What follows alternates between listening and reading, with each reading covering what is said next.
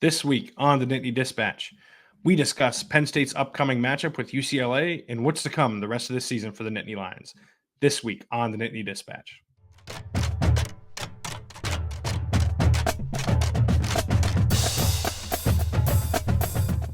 Hello and welcome to the Nittany Dispatch. I'm John Sauber, Penn State football beat writer at the Center Daily Times. She is Audrey Snyder of The Athletic. And I notice only one of us is wearing baseball apparel today, Audrey. Not true, John. I actually know it. If I can get to the right screen here, I do have a Brave shirt on under my sweatshirt. No, just preparing for sadness. Then I see. Probably yes. Inevitably yes. Just happy to be here. Just like the Braves, I'm just happy to be here. That's right. That will be the end of the baseball discussion for this episode, I am sure, as Audrey probably doesn't want to speak about the sport ever again at this point. I love it. It's a great sport. I honestly, if I wasn't talking to you right now, John, I'd be watching a baseball game. So. I was already watching Tigers Astros before we started doing this, so not surprising. But before we get too far into this podcast, don't forget to rate, review, and subscribe to the pod on Apple Podcasts. Those 5-star ratings really help us out. If you're watching on YouTube, hit the subscribe button down below. Hit that thumbs up button as we continue the march to 2,000 subscribers. But this is a very interesting week. I think the preseason. Well, interesting from the dynamic of it's not what I thought it would be 2 months ago. You know, like what did you think, John? I thought UCLA would be a mediocre team. I did not think UCLA would be an absolute tire fire. And right now, UCLA is an absolute tire fire. They're 1-3. Of course, they are coming to Happy Valley, playing at Beaver Stadium at noon on Saturday, aka a 9 a.m. body clock kick for those poor kids, which sounds like a nightmare. Getting hit on a football field for breakfast does not sound very fun. But this is a game that, frankly, Penn State should be able to treat like I think what we thought Bowling Green would be, right? A game that's a bit of a rollover and kind of non-competitive because UCLA got throttled by Indiana, got throttled by Oregon, barely beat Hawaii. It's just been bad for the most part. Yeah, it has been. And UCLA has the worst offense in the Big Ten and the second to last defense in the Big Ten. Now, there's also some questions about the health of quarterback Ethan Garbers this week. Yes. And reports out of the UCLA sphere are that he has been let's try that again. He's not been a full participant in practice. There we go. He's been riding the bike off to the side. And it, based on reading what Deshaun Foster and listening to what Deshaun Foster said on Monday, UCLA head coach, of course, Deshaun Foster, it does not sound like he's going to play. That's not me reporting it. That's just reading between the lines with what he said. To me, it doesn't seem like he's going to be playing Saturday. So that's going to make the availability reporting stuff interesting Saturday morning. And then it's not like they have an experienced backup waiting in the wings either. Their backup quarterback has attempted 5 passes. So again, is that a lot? Little minimum passes, John, little passes. Noted. So if you're the Penn State defense, you should be feeling pretty good about this either way. Tony Rojas was asked about it on Wednesday and kind of like what quarterback are they preparing for? And he said, they're preparing for number 4, which is Garbers. But he said, really, it doesn't matter who starts. They got to stop the run and make these guys force whoever the quarterback is for UCLA to throw. So yeah, I think it feels like after, you get the night atmosphere at Beaver Stadium, you kind of launch into Big Ten play with an Illinois game. Feels like we're taking a couple steps back here on the throttling it up, pulling it back meter. Should not be a great game. It is a noticeable step back, I will say. UCLA right now in SP Plus is number 84 in the country. I believe there's only one Power 5 team below them, and it's Purdue, right? That's essentially it. Bowling Green, for context, was 97th, so still worse than UCLA, but I think we've been over that a few times. Why that might have been a bit of an outlier game for Penn State. But this UCLA offense ranks 98th in the country. The defense is 66th. There's not a lot for them to hang their hat on. They were put in a bad spot by Chip Kelly leaving to be the offensive coordinator at Ohio State. When he did, that was later in the coaching carousel than it almost ever is for a head coach to leave. Bill O'Brien butterfly effect. Yeah. let alone for an offensive coordinator job in the same conference. Very clear that Chip Kelly does not like being a head coach, or at least did not like being the head coach at UCLA. But did you catch this about Chip? He was talking to the Ohio State media this week, and he was asked what's like the difference the between being a difference. coordinator and a head coach. And did you hear Yes, the difference, John? yeah. So you can go to the bathroom between series. Yeah, I saw that. I was like, hey man, all right, that's good. As we've seen now, because the Penn State coaches in the booth, they use our press level bathrooms. So we can confirm that coordinators can go to the bathroom between series. We've seen it. Yeah, it's just like I said, I just think he didn't like the way that college football is going, which I mean, I Plenty understand of not people liking it. feel that. Yeah. Yeah, but like also you're still coaching in college football. Like it's not like he was going to the NFL.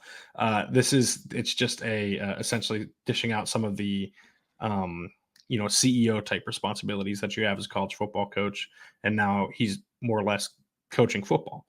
Something honestly, he's kind of the offensive version of Tom Allen in that Mm-hmm. sense, right? Like Tom talked a lot about when he got introduced as Penn State's defensive coordinator, how he just wanted to coach, right? And he wanted to be a teacher, and he wanted to do all the Coach stuff the that, linebackers. Watch more film.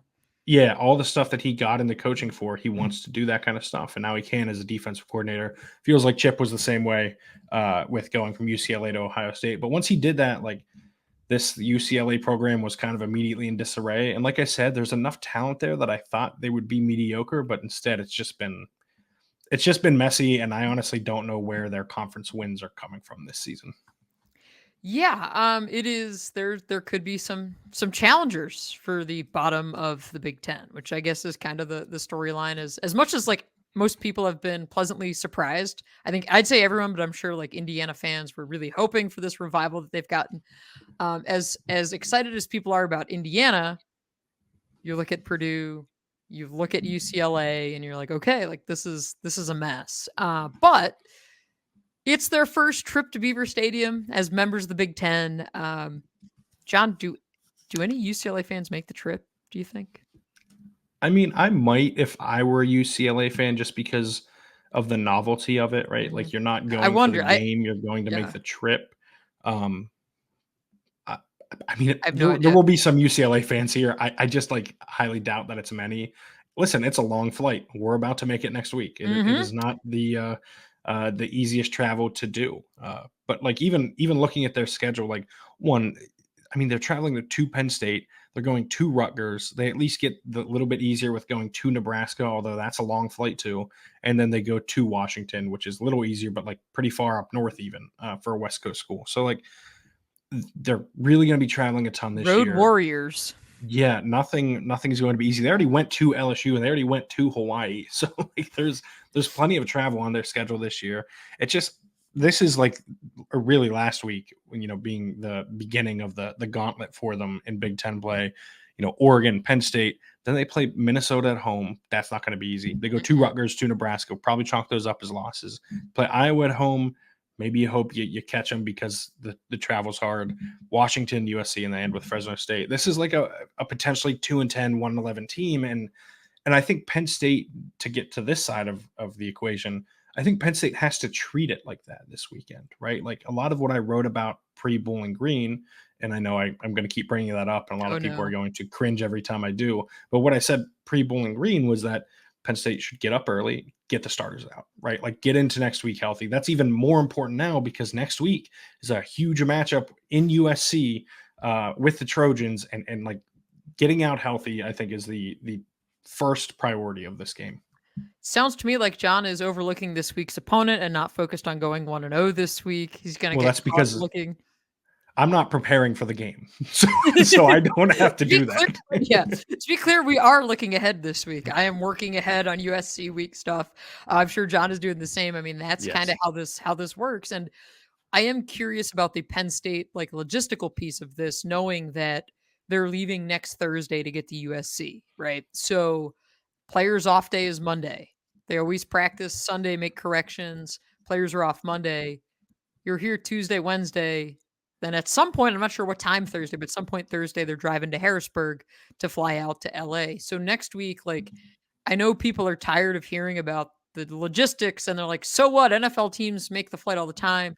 It is a completely different scenario. I've written about it a bunch of times. I will recirculate those stories if anyone is curious.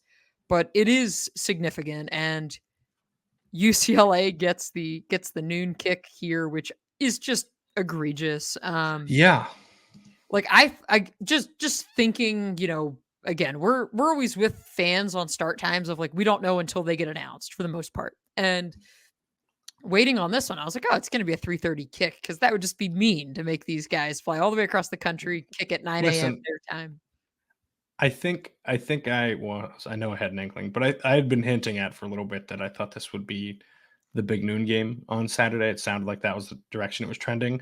And And every why? time Why I does heard Big it, Noon want this, John? I don't know. Why do they make a lot of the decisions they make? But like every time, I'd heard that, I was like, does that like I don't know, it just didn't sound right, right? And you hear it from people that you trust, and you're still like, yeah, but it's noon and they're coming across the country, and turns out the Big Ten doesn't care and the networks don't care. Like they are making them play at noon, 9 a.m. their time. It's brutal. It's a bad situation for UCLA. That's one of the reasons I think this game could get out of hand early. Uh, is there anything in particular you want to see out of this Penn State offense, especially coming off a strange perform? They were good against Illinois, but it was just good in a different way. Is there Yeah. anything you want to see from this offense Saturday to kind of uh, reignite maybe what we thought about Mhm. them post West Virginia, post Kent State? I think it would maybe ease some fan concerns if they get a couple shot plays again, because as you mentioned, like that was very much a trenches game against Illinois. They proved that they could play bully ball, which is what I wrote about on the Athletic after the game, and like that's important. Like that is what you need to have to go on the road. But the explosive piece, I think, is still a storyline because we know they can do it. We've seen them do it, but consistently doing it is where I want to see that. Maybe you get Amari Evans going again, Harrison Wallace a little bit in there. So there's that, John. But also, like, well, you asked offense, so I'll hold off on the other things. I'll Yeah, stop I'm with myself. you.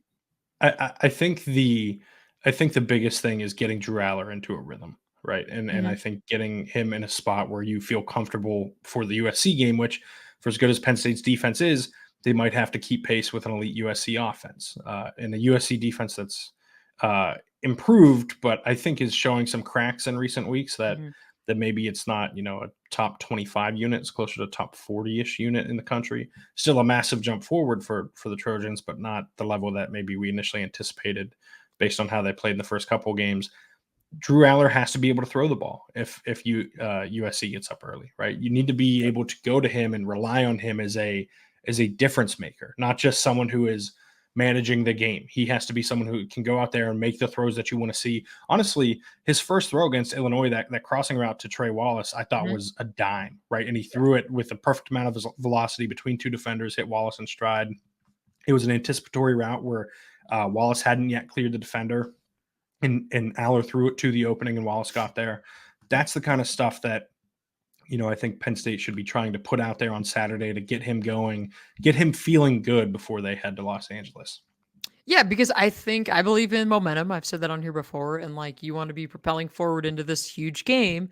And John has different thoughts on momentum and field goals, all kind of different theories. But I think that is like there's value in that in getting this offense rolling. But get those guys out, in the middle of the Yes. third quarter if that's what it comes to, right? Like this very well could be a game where we see Drew Allar come out, get that first series of the third quarter. If it goes how John and I expect it goes, that's probably the ball game for most of your starters. Um, Defensively, I think that again, we saw this pass rush heat up in a big way. We don't have to ask about sacks anymore, thank God. But we have other things to ask about with kickers and all that fun stuff. But To be fair, I was never asking about sacks in the first place. So I'm talking about fans, other yes, media, yes, John, yes. the world beyond you. Um, But yeah, I think that's to me that was like okay, we saw that, but I think we're going to see more of this cornerback rotation, which is important because you want to keep building that depth there. We know that you look at the secondary and Dejon Lane is somebody that they want to keep working in, and Jalen Reed, and what do you kind of do with that kind of the move without KJ Winston? So you want to keep an eye on that there. We still don't know at this point what the status is for Dom DeLuca. right? So Dakari Nelson again, you've got to presume the linebacker continues taking on a bigger role.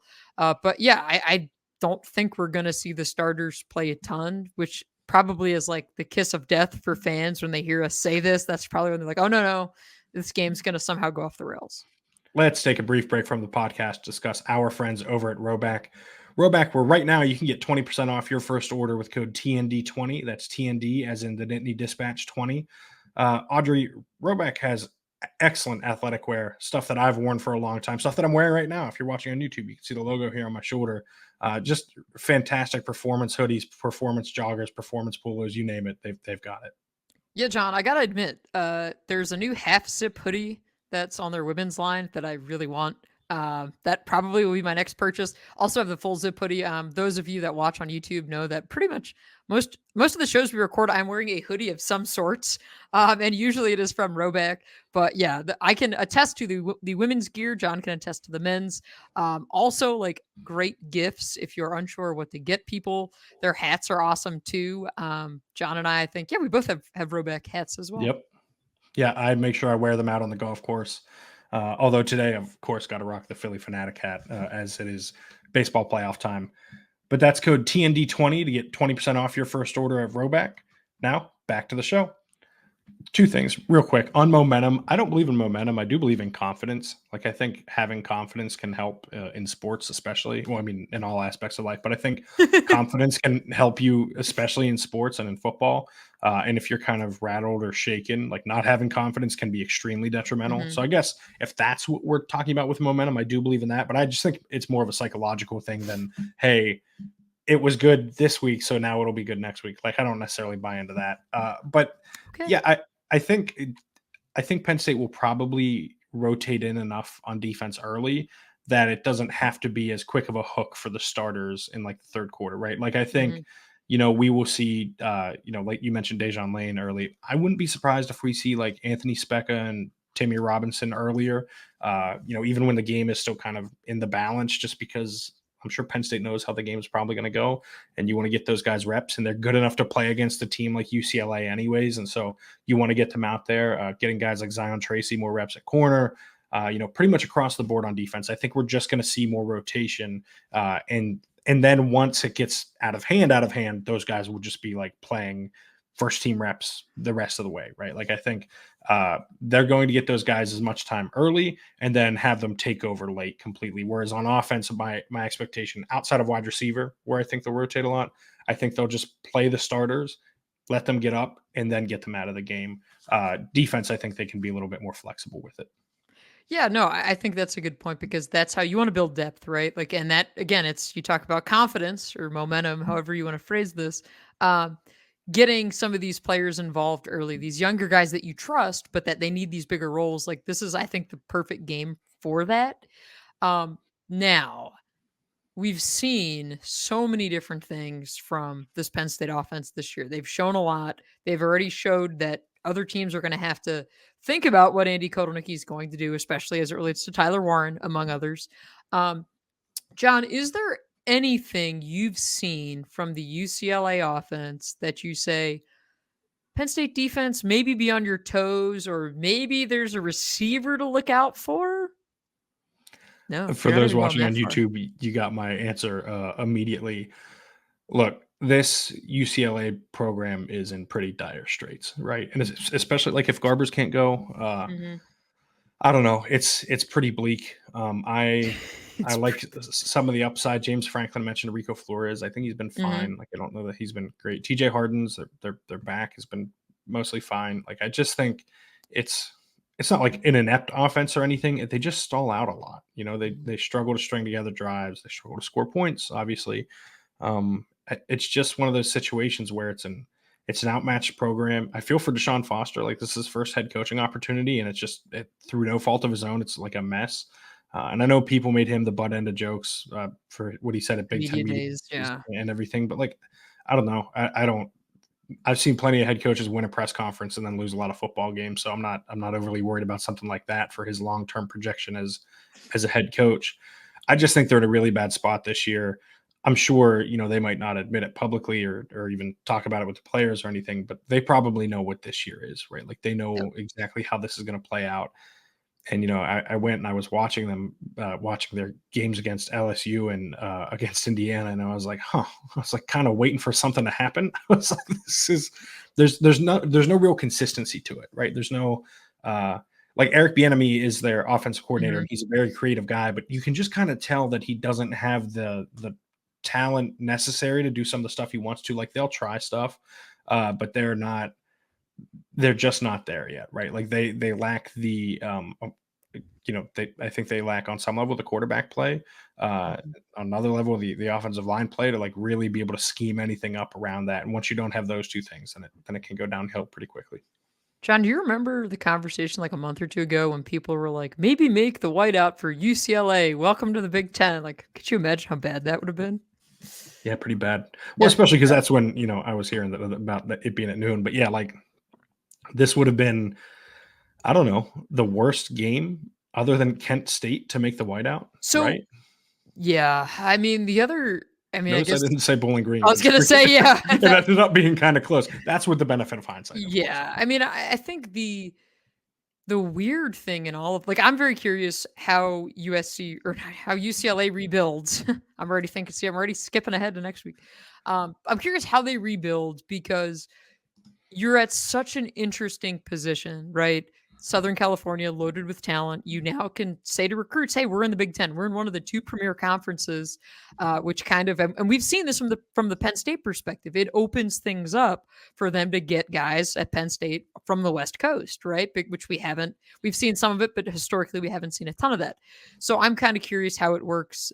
Conversely, for UCLA, special teams, I think there is a lot that Penn State needs to learn this week or try to learn. James Franklin was asked about Caden Saunders and punt returns this week, and I thought gave a very candid answer, which is that Caden had been injured earlier this year, which we knew, and that basically the plan was just to have him go out there and fair catch the ball. While he was working through that injury, no one else stepped up, right? And he said they think Zion Tracy is like close to maybe pushing him back there, but that hasn't happened yet. So you've got some intrigue at punt returner because it's kind of been waiting for Caden to get an opportunity to be healthy enough to kind of put something together back there. Field goal situation. It's still the same as last week, right? They're competing in practice. I asked James Franklin about it on Monday. I don't think my question either came out or he interpreted it the way I meant to ask it. I'm not sure. What I was going for was, are your kickers more productive? Are they better in practice than they are in games? And I think he took it as like, well, of course Sanders our best kicker. Like, otherwise, why would we put him out there? Which is not what I was going for. Like, sometimes you see or hear of guys that in practice, they look really good. They're doing one thing. Whatever data they have in the games, it's different. And James did say that the data they had this preseason obviously was from practices. And now it's like, okay, now you have the game data. So what, if anything, changes, right? I know John's not concerned about this because he's never kicking field goals ever. But you did ask James Franklin about some of those fourth down situations that came up. John, if you'd like to illuminate everyone's minds with what you learned from your question this week. Yeah, so this is one of those things that partially just my curiosity, right? Like the processes of stuff like this, and how you get to the point of, okay, we get to this yard line, now we go for it, or is it they, you know what I mean? Are they having the discussion on the headsets? And it sounds kind of like it was a little bit of both, right? That they have going into each drive or going into each set of downs, it sounded like actually they have like, okay, this is the situation in which we're going for it. That being said, James says he talks to Andy Kotelnicki, and then he talks to Tom Allen or whoever his defensive coordinator is to get their thoughts on it, because they're the ones who have to deal with the repercussions if they fail, right? Like they're the one, in which I understand doing that. I don't know if it's necessarily gonna get you helpful information, right? I would assume a lot of defensive coordinators are like, oh yeah, of course we'll stop them. Don't worry about it. You know what I mean? Like go get points. And so I don't know how necessarily helpful it is, but he did say at the end of the day, it's going to be his call. And I don't think that necessarily strays from what we thought. I think it's good to have that, that point on the record, right? Like him explaining that process on the record. I don't necessarily agree with it entirely. I like the idea of saying before every set of downs, okay, this is where we have to be to go for it here. I think that's a good idea. But I just think like, I mean, I've said this a million times before. I'd be just following the chart, right? Like you gotta marry the analytics. You can't date them, and this is part of that, right? I think John to Sauber, get married to benefit of. analytics.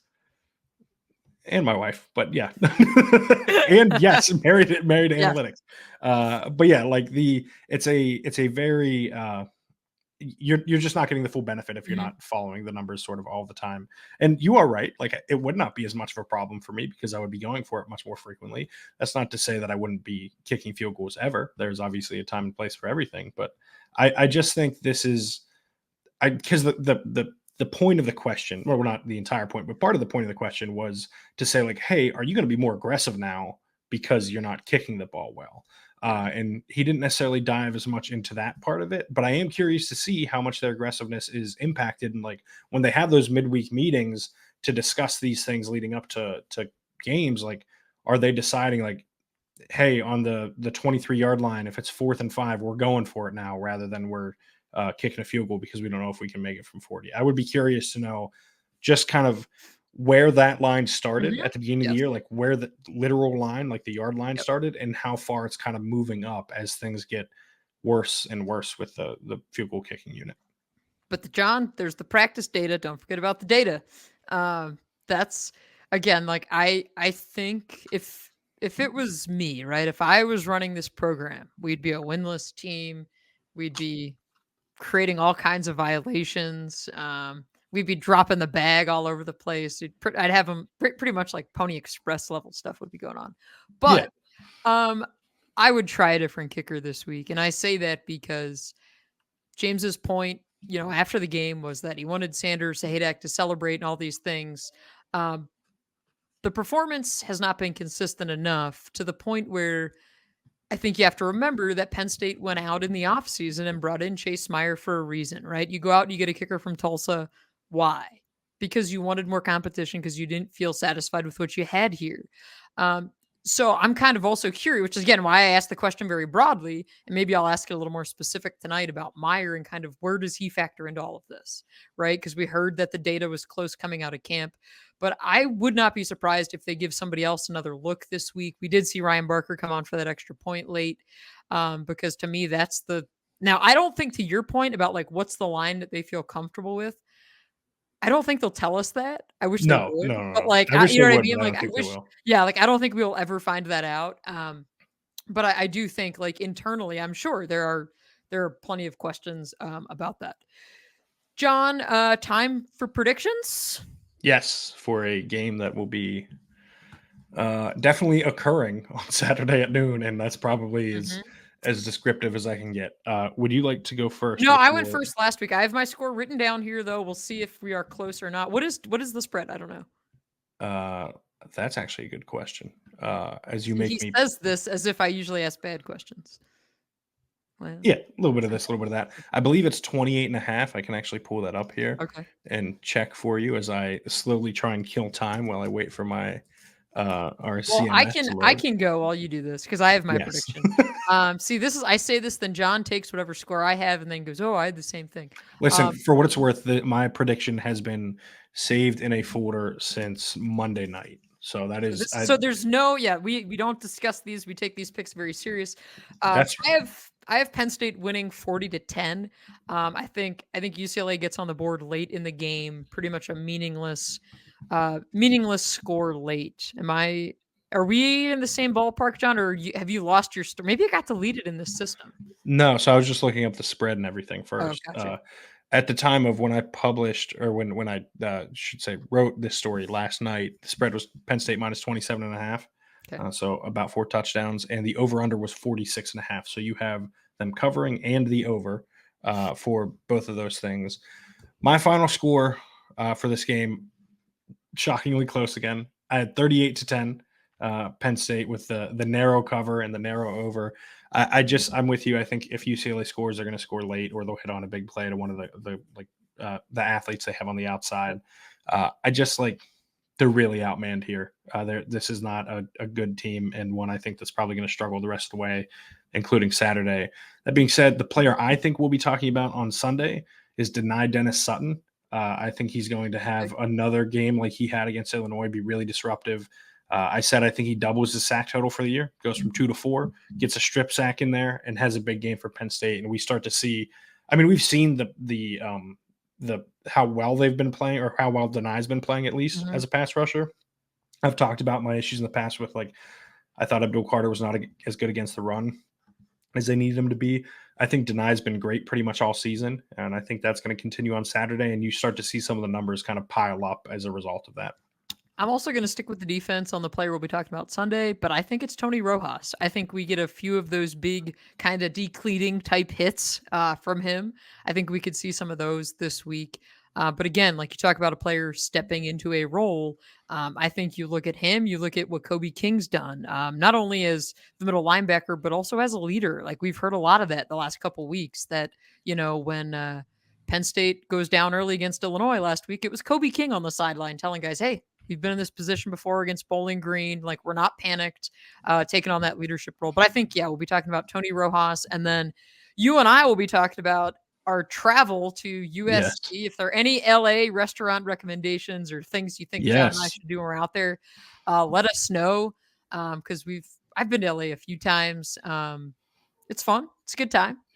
We'll enjoy ourselves. It'll be fun next week. We got to figure out when we're going to record that podcast. Presumably middle of the week. We'll see. That'll depend on Audrey's schedule and my schedule.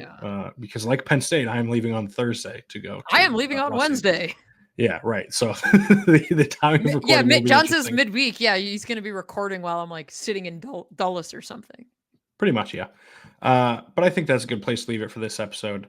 Don't forget to rate, review, and subscribe to the podcast. If you're listening on Apple Podcasts, those 5-star ratings help us out. If you're watching on YouTube, hit that thumbs up button down below. Hit the subscribe button. It would be very helpful for us as we march toward 2,000 followers, subscribers, on YouTube. All of them. Followers, if you'd like to follow, we want them all. Yeah, true. If you'd like to follow Audrey and I, you can find Audrey on Twitter at OddSnyder4. You can find me at John Sauber. You can find my writing at CenterDaily.com and Audrey over at The Athletic. Until Saturday, after this presumed drubbing of UCLA, we will talk to you around then, 3 days from now. Thank you for tuning in. Have a great day.